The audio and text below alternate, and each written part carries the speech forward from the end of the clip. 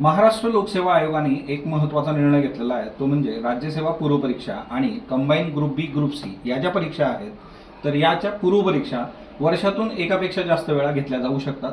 आणि या वर्षातून जेव्हा एक किंवा दोन किंवा तीन वेळा घेतल्या जातील आणि तिच्यातून जे आहे जे विद्यार्थी उत्तीर्ण होतील त्यांना मुख्य परीक्षेची संधी दिली जाईल. कारण बऱ्याचदा एकदाच प्रिलिम्स झाली तर बऱ्याच विद्यार्थ्यांना जे आहे मुख्य परीक्षेची संधी नाकारली जाते असं आयोगाचं म्हणणं आहे. आता दुसरा याच्यामध्ये एक महत्त्वाचा मुद्दा आहे की या सर्व पूर्वपरीक्षा त्यांना CBT म्हणजेच संगणकीकृत तंत्रज्ञानाच्या माध्यमातून घ्यायच्या आहेत. याआधी राज्यसेवा मुख्य परीक्षेसाठी असा निर्णय घेतला गेला होता, परंतु तो मागे घेतला गेला होता. पण या सर्व परीक्षा ज्या आहेत तर त्या ऑफलाईनच झाल्या पाहिजेत, त्यात काही वाद नाही. सो एकंदर काय आहे ना की संगणकीकृत परीक्षेच्या बाबतीमध्ये किंवा नॉर्मलायझेशन आणि त्या सगळ्या ज्या गोष्टी आहेत तर त्या संबंधी गोष्टी खूप काही प्रॉपरली झाल्याचं निदर्शनास येत नाही आधीच्या याच्यामधून. सो या सर्व ज्या परीक्षा आहेत त्या ऑफलाईनच झाल्या पाहिजेत. सो आयोगाकडे ही आपली विनंती असणार आहे. धन्यवाद.